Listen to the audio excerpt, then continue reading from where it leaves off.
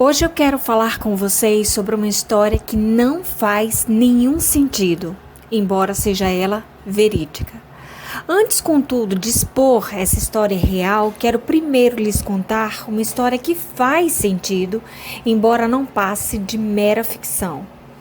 É provável que muitos ouvintes conheçam ambas as histórias, pois as duas são praticamente globais, ambas tratadas em livros e no cinema. A ficção a qual me refiro tem como título Amanhecer Parte 2. Para quem nunca assistiu ao filme, farei um breve resumo. Basicamente trata sobre uma história de romance entre uma humana e um vampiro. Pronto, é isso. Feito esse breve esclarecimento, passemos ao que interessa. Uma das últimas cenas do longa-metragem, qual seja a cena em que os membros da família Cullen estão frente a frente com seus rivais, os Volturi, a ponto de iniciarem uma batalha sangrenta e com elevado número de vítimas fatais. É nesse momento que entra em cena a personagem Alice Cullen, uma vampira com um dom extraordinário de antever o futuro, de prever o futuro. Ela estende a mão para o rival, Aro Volturi, possuidor de outra habilidade especial, qual seja de ler a mente das pessoas ao tocá-las. Quando ele, portanto, a toca, foi capaz de enxergar a sua própria morte, acaso decidisse insistir naquela batalha contra o clã adversário. Alice diz ao Aro, abre aspas, agora você sabe, esse é seu futuro, a não ser que decida seguir outro caminho. Fecha aspas. Diante dessa fala e visão, o que ele decidiu? O óbvio. Decidiu não dar início à guerra, decidiu recuar, decidiu ir contra o seu próprio clã que ansiava a luta, decidiu não morrer. Agora eu te pergunto, sua decisão seria diferente do personagem Aro? Acaso antevisse sua própria morte como resultado de uma decisão sua, manteria a decisão que o levaria à morte ou mudaria o seu veredito? Mudaria sua escolha ou partiria para a guerra, ainda que isso lhe custasse a própria vida? Eu acredito que todos nós mudaríamos de ideia para evitar esse fim trágico. Decidiríamos viver e não morrer. A decisão do personagem Aro faz todo sentido para mim. É uma história de ficção que, nesse ponto, faz todo sentido, porque ninguém, ao prever sua própria morte, ainda assim decidiria morrer por um ideal. É uma decisão, portanto, que faz sentido. Diferentemente, são as histórias narradas na Bíblia, porque elas, embora verídicas, não fazem nenhum sentido. Deus anteviu tudo, já que detém o poder da onisciência. Ele viu a traição e a queda de Lúcifer, seu anjo. Ele viu a desobediência de Adão e Eva.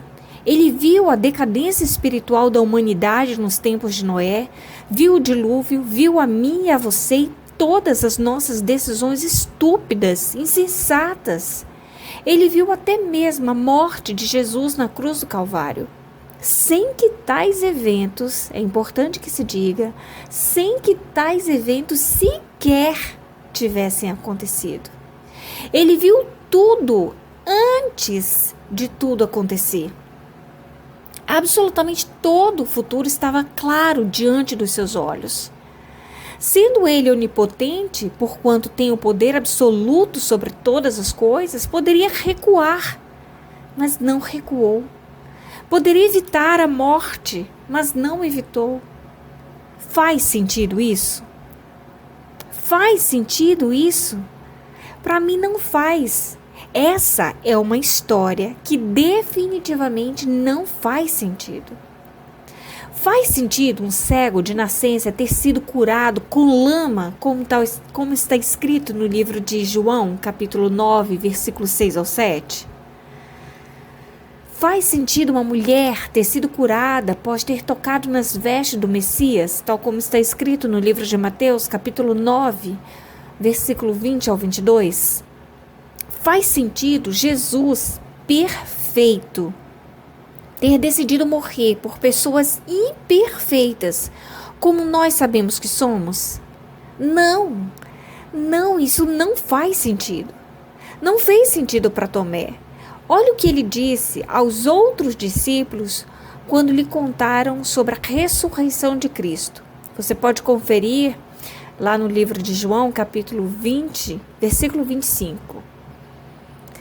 Os outros discípulos lhe disseram, presta atenção que os outros discípulos falaram a Tomé. Vimos o Senhor, mas ele, Tomé, disse aos discípulos, abre aspas, se eu não vir as marcas dos pregos nas suas mãos, não colocar o meu dedo onde estavam os pregos e não puser a minha mão no seu lado, não crerei, fecha aspas. Não fez sentido para Nicodemos. Você pode conferir no livro de João, capítulo 3, versículo 1 ao 21. Jesus fala para Nicodemos, um fariseu, que para ver o reino de Deus é preciso nascer de novo. Simplesmente Nicodemos não entende o significado das palavras do Filho de Deus. Então, eu também não consigo entender o porquê Jesus, sabendo que morreria na cruz, não mudou o plano. O plano de criar Adão, Eva, Lúcifer e nós, um povo tão desobediente. Definitivamente, eu não teria criado ninguém. Se alguém me pedisse um título para as Sagradas Escrituras, eu diria sem titubear. É uma história verídica que não faz sentido. Esse seria o título. Uma história verídica que não faz sentido. As narrativas bíblicas definitivamente não fazem nenhum sentido, mas a sua compreensão e aceitação não dependem de sentidos, dependem na realidade de algo sobrenatural chamado fé. E fé, de acordo com o livro de Efésios, capítulo 2, versículo 8, é um dom dado pelo Espírito de Deus. Essa história verídica que não faz sentido, a Bíblia, não depende dos sentidos para ser entendida, e sim da revelação que o Espírito Santo dá. O entendimento dos textos bíblicos não dependem